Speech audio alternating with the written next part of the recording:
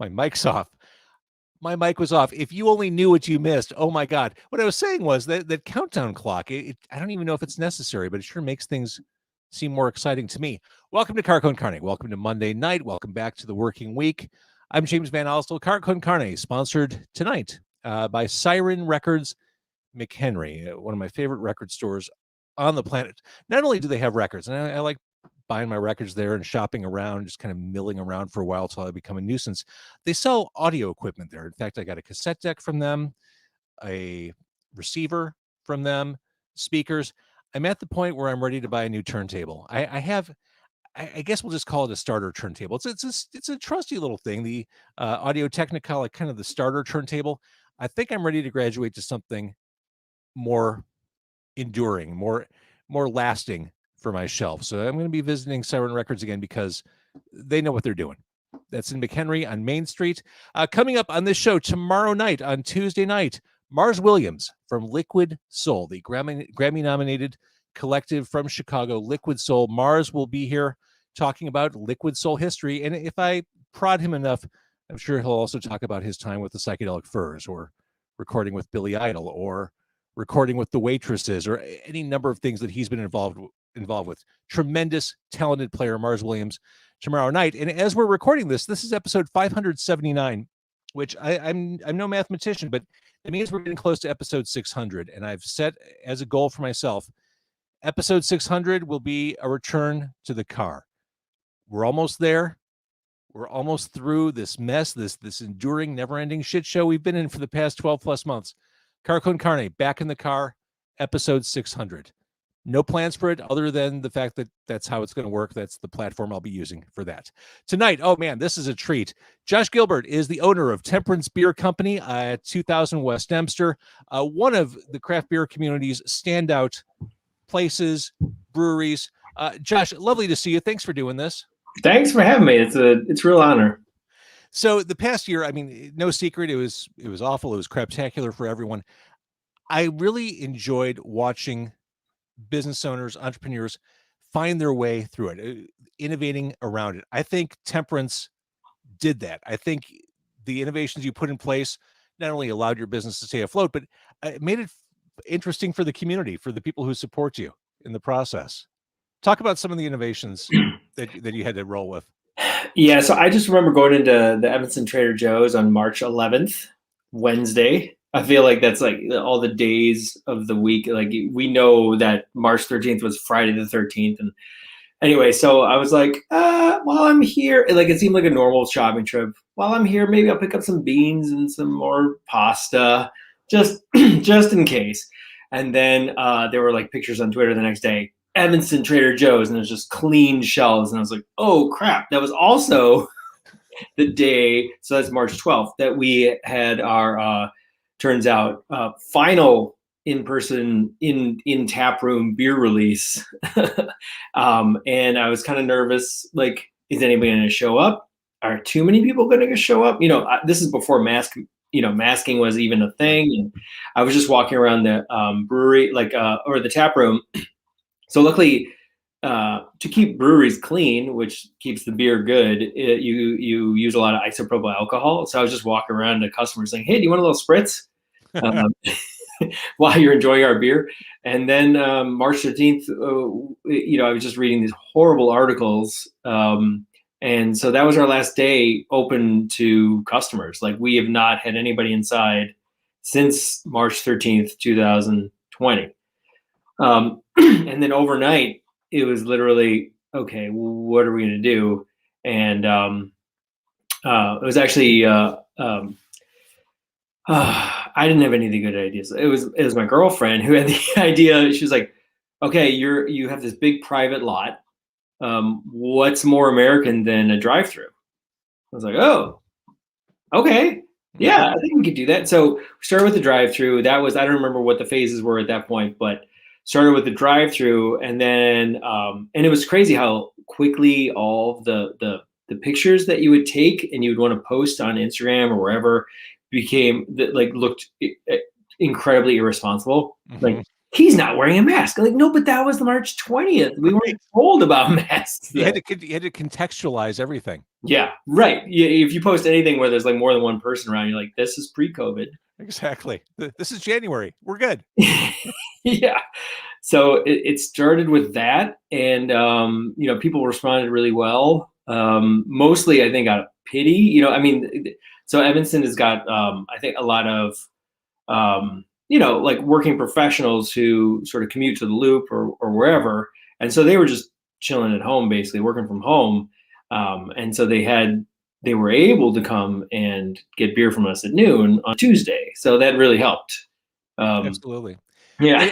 And we'll jump around a little bit because I do want to go back to some of the things you did. But since we're talking about Evanston, community is such an important part of any craft brewery's existence. They owe their existence to the community they're in. And I think from the get-go, I mean, Temperance has been such a big part of Evanston, and Evanston has fed into what Temperance is. I think there's no better example of that than what you're doing right now. Let's jump right ahead and talk about how this new beer initiative, where I'm from, is really all about supporting Evanston and the people of the community. For sure, yeah. So I grew up in Evanston. I came back and have been raising my kids here, and it's a progressive town. It wasn't always, but in the last however many decades, it has been, and has been groundbreaking in a number of ways. I guess we were one of the first sanctuary cities, and I mean, obviously, that doesn't carry maybe the weight of like a Chicago, or New York, and LA. But I remember even growing up. Actually, I was very confused when like my synagogue had nuclear free zone billboards out front. I was like, does that mean we're not going to get nuked? But anyway, I didn't understand. We're good, right? We're okay. Yeah. But it's always been very progressive. And when I learned about the reparations initiative and the fact that one of my friends, the Alderman Robin Root Simmons, was spearheading this in conjunction with another friend of mine, so we're in Evanston's second ward, and our alderman is Peter Braithwaite, who's a friend of mine as well. And he was sort of, he was part and parcel with Robin, and then there was another alderman, and Rainey. Anyway, when I'm hearing about this initiative, and thinking, okay, how can we be involved? Because like you said, Evanston is it's a sort of there's a lot of pride among Evanstonians about Evanston.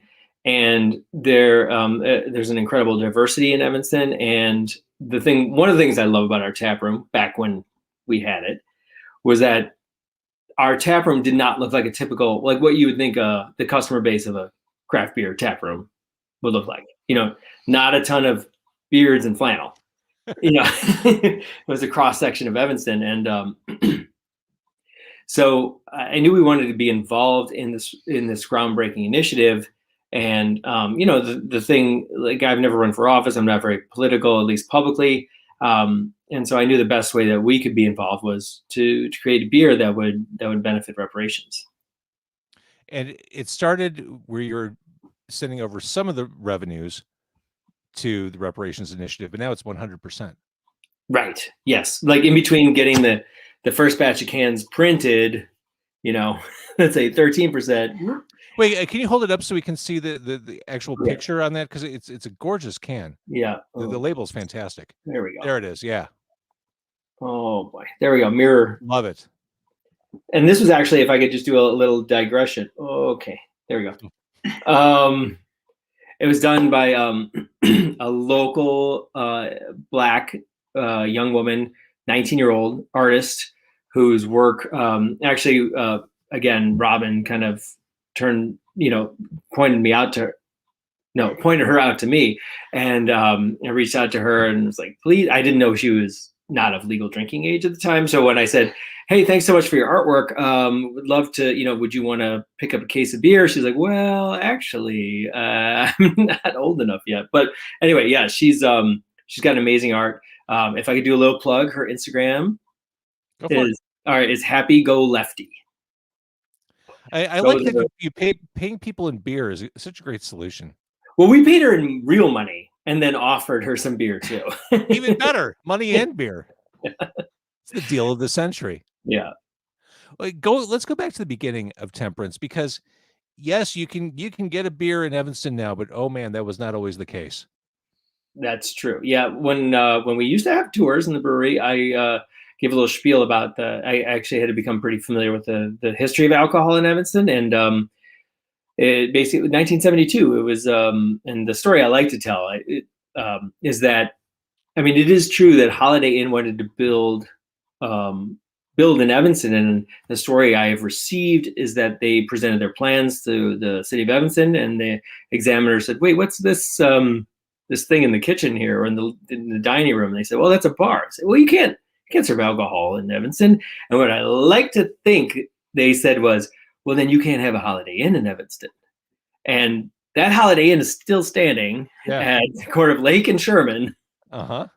So it's been kind of a slow burn ever since then. I think, we're not exactly, there are no tavern licenses, so you can't just, have a beer and a shot kind of place. Right. You got to have some food. And we don't have any shots. We just have beer. And so I like to say that, it's Evanston isn't dry, but it's damp, Yeah, it's wetter than it was. Right. Which sounds awful. Yeah. So you opened the doors in 2013? Yes. So what was that like when you, well, actually, let's take one step further back from there. What hooked you into craft brewing? Let's see. There's a little desperation involved. Meaning? Okay, so I still am a licensed architect, but I was a practicing architect since 1999, and had a 2-person practice in my basement in Evanston. And then the whole financial mess of 2008, 2009 happened. Basically, there were really scary articles. Not only did we only have work for half of one person, and there were 2 of us, but there were all these articles, both in like the New York Times and Architecture Magazine, like the trade mag, saying, like, not sure where this profession's got to go from here. People weren't going to look at their houses as investment vehicles. They were going to look at them as like vehicle investments. Like, you don't think of your car purchase as an investment. You're like, I'm going to lose value on this as soon as I drive off the lot. Yeah. So that became very scary. I was home brewing, and I started thinking, well, what do I really need right now in Evanston? Oh, a beer. I mean, that's like kind of a very dense version, but it was a sort of a selfish act. I thought, Evanston could really use a brewery, at least one with a tap room. Well, and isn't that the secret to successful entrepreneurship? Identify a problem and solve it. That's what I've heard. That's it. That's what you did. Yeah. Well, the funny thing is, though, it's so rare now that I can enjoy having a beer in that brewery, because like there's always like a question from an employee or I mean, it's wonderful. I love it. But like anytime I can like sit out and be at the fire pit and like just be with those folks that I came with, whatever. No, I'm not complaining. It's just ironic that the brewery that I wanted to create for myself then becomes like, we got to go somewhere else if I'm going to, not work. Like, you even have an audience there. That's fantastic. Yeah. Studio audience, live studio audience. So you opened the tap room in 2013, and this, the way you're describing it, it sounds kind of like a Hail Mary, like a lifestyle Hail Mary, a well-being Hail Mary. Yeah, and yet it somehow didn't feel that way at the time. It felt very incremental and measured, but yeah, looking back, I was like, whoa, that was pretty. So were there nerves when you opened the door? Was the community there for you right from the beginning, or was it a gradual build? So we had like sort of 2 openings. One was September, I believe 18th, 2013, when we didn't have the tap room open yet. We had just sent kegs out, and the wonderful people at Prairie Moon agreed to be like our launching pad By the Holiday Inn. Yes, exactly. Across the street. Uh-huh. And it was a very stormy Wednesday, and they're like, it's a Wednesday, it's this brewery nobody's ever heard of, even though they put lovely posters up. And so I remember going there, and they were woefully understaffed. So like a couple things happened. First of all, they had to like call staff and say, you need to get here right now. And second of all, we had to run and get kegs from the brewery because they kept kicking the kegs. So that was a great start. And then when we opened the tap room a few months later on December 20th, 2013, it was the best kind of chaos. Like it was, I don't know, lines at the bar all the way across the bar, like 6 to 8 people deep. And we were only open for like 3 hours that day. The problem was we didn't do a soft opening. So my mom was literally behind the bar washing glasses. All hands on deck, man. Yeah. If you can move, grab a glass, pour a beer. Exactly. And she was just happy to just have her head down and washing the glasses on the little redhead, And knowing your architectural background now, it makes sense that the place looks cool. Like it all Thank you. It all fits now. The funny thing is, if you remember, like there's a bunch of beautiful different colored bricks on the wall. That the tap room itself was originally just like an office space. So boring carpeting, acoustical tile ceiling, drywall, what you would normally expect. And then when we took everything down, we just discovered that. So it was sort of like a found object. We're like, whoa, yeah, no, we're keeping that. I think it was my dad who was like, are we going to paint over that? And I said, no. He said, okay, just checking. It always feels like there's a thrill to going to your place. It's like a hidden turn off Dempster. It's like, oh, wait a minute. Oh, that they're here. Oh, this is great. I love this. It's like it's not a secret, but it feels like a you got no secret handshake to get to Temperance. I appreciate that. And like, that was, I knew we lucked into that spot. I was originally looking at a spot on the other side of that same building, and the landlord said, hey, we got this other one that's just opened up. And forever we basically had a sign that was like this big. And we got tons of calls, like, where are you? I am at McDonald's. But then we finally, one of the other tenants spearheaded a campaign to get a real sign. And so we actually have a backlit sign that you can see at night. And like, part of me is like, thank goodness. And another part of me is like, did we lose some of the magic just now? Now that we're accessible, Yeah. Is the luster gone? Right. Right now I just want to keep the doors open, so I'm willing to sacrifice some luster. Well, let's go back to that, because I started this conversation with where we're at now. Covered beer garden, as it says on the website. Brave parties of up to 6 are uncovered with full outdoor exposure. It's like, yeah, you know what? I'm Josh Gilbert. I fucking dare you to drink my beer outside. I should really go for more of that. Just, come on, tough guy. You want an escapist IPA? You're gonna do it outside. Thanks for your support. Yeah, I've been way too welcoming. I should really be more of I dare you to drink this beer. That's right. So you've got that going on. You've got fire pits. I thought that was brilliant. I maybe other people did it. I wasn't aware of it. You can rent fire pit space. Mm-hmm. I wasn't aware of it either. And again, that was right. Yeah, another great idea for my girlfriend. She's the studio audience over here. Yeah. So it was like I think we started thinking about that actually in August, because at some point, the challenge. Well, one of the many challenges of the pandemic, but as a business owner, you're like, okay, we're not getting a lot of lead time for like when things are going to change. So how do you plan for that? Like, you don't want to buy a ton of fire pits and then they're like, hey, guess what? COVID's over. So, and then you also don't want to wait too long. Like with our tent, like I ordered it, I think that was actually in August, maybe September. I think I waited a little too long. And they're like, yeah, well, we'll have that for you in mid-November. I'm like, oh no, I waited too long. But anyway, yeah, the fire pits, ordered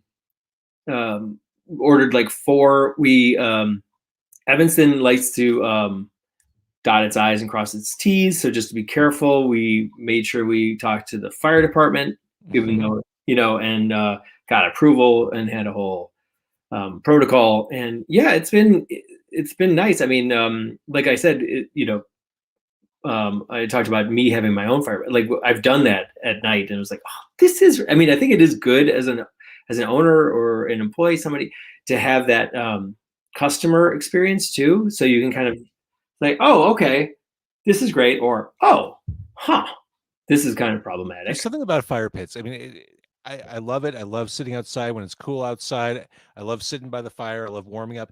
There's something about having that smell on your clothes the next day where, yeah, you got to throw everything in the wash, but it's almost like a scar, like reminding Mhm. you of the good time you had. I like when my clothes are all smoky. It's like, oh yeah, that was awesome.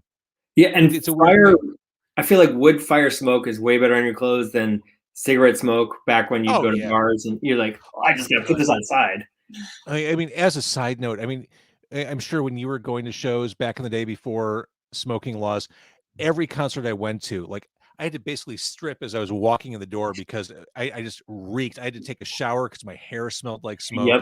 Yeah, Don't the miss that. beards are worse too. Like if we were smoking now, it'd be awful. Awful, awful.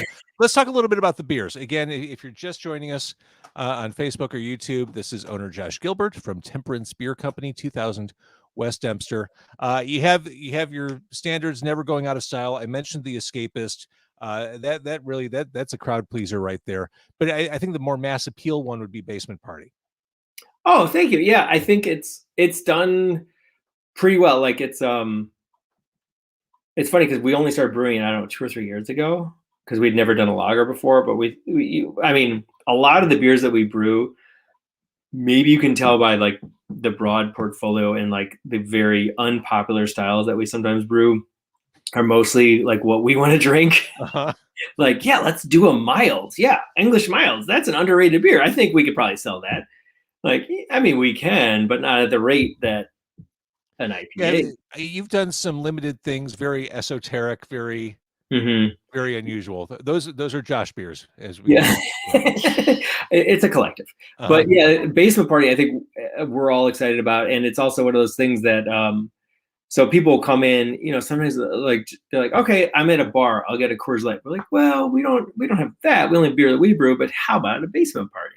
You know, um, It's like when you go to Aldi and you want to buy Fruit Loops and they have fruit rounds. I use that same line every time somebody asks for a Coors Light. Yeah. It's not like Aldi. This is Temperance Beer Company, for God's sakes. It's awesome. Basement Party Lager, a nice, easy, highly drinkable 4.9 Hmm. lager. And but with like nice amount of flavor. Right, as opposed to the swill you drank in your high school basement parties. Exactly. It's a Uh-huh, grown up basement party. uh-huh. I mean, 'Cause- I flash back. I mean, that was my high school experience. I mean, not that I was drinking underage, but that was my high school experience. Those basement parties. I remember me and my dumb buddies would drive down Devon Avenue and buy like Black Label beer and drink it in the basement. So I mean, this beer that you yeah. have created for Temperance, I mean, it speaks to a misspent youth. Yeah. Mine. Yeah. Well, and we, there's this, okay, the artist for that artwork is a lovely individual named Dustin Harris, who was 2 years ahead of me at Evanston Township.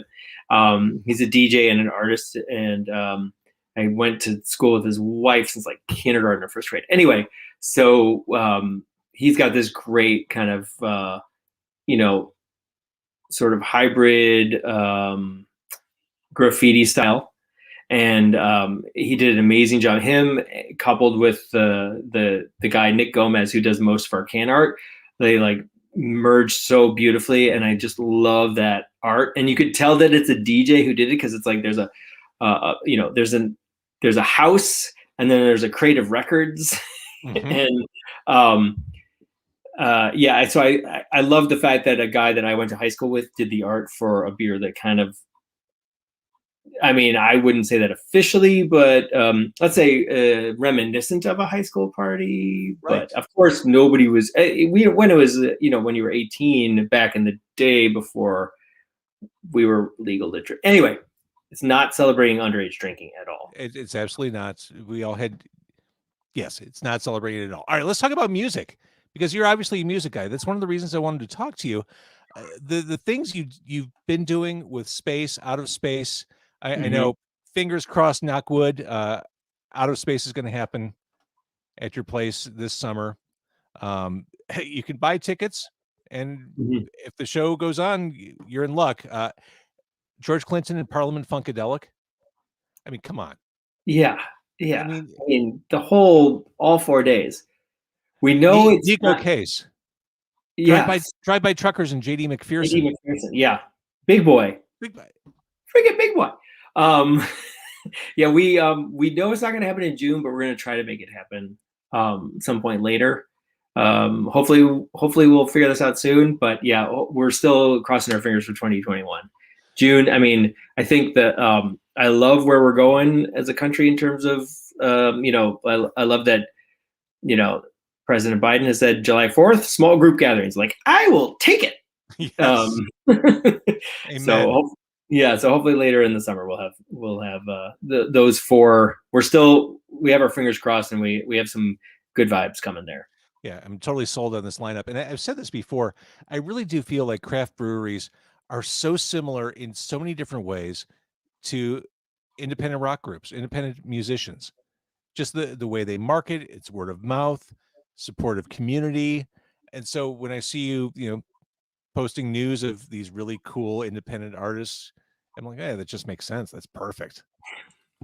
Yeah, that's really kind of you to say. I think everybody at the brewery is a big music fan. It's certainly not a requirement for being hired, but it just turns out that way. And um, like half of our staff are also graduates of Evanston Township High School, and Jake Samuels, the guy who is basically, well, I don't want to like belittle anybody else's role, but I think of him as the head honcho at Space. Sorry, Davis. And so he also went to ETHS, and so from the very get go, I mean, they were around before we were, but he reached out to us pretty early on and said, how can we make Evanston more fun, basically. And we had a big parking lot and beer. Yeah, well, that's it. There's the answer for sure. Mm-hmm. Okay, so I don't want to bury the lead, or I at least want to get back to it. Where I'm from is the new Hazy IPA. 100% of those proceeds go to the City of Evanston's reparations funds. That's amazing. That's giving back to the community that has been there for you. I am thrilled to see Temperance coming out on the other side of this mess, and we can still support you. We can drive up and buy beer from you, and hopefully come July 4th, we're sitting outside. We're having a beer together. We're enjoying an escapist. Yes, at the very least, we are planning like DJs basically all day on 4th of July. So we can at Awesome. least chill in the parking lot, drink some beers, enjoy the sun, and have some tunes. Awesome. Again, Temperance Beer Company, 2000 West Dempster, in the party town of Evanston. It's getting there. It's getting I there. like it. I like it. Owner Josh Gilbert, thank you for doing this. My pleasure. Thank you for having me.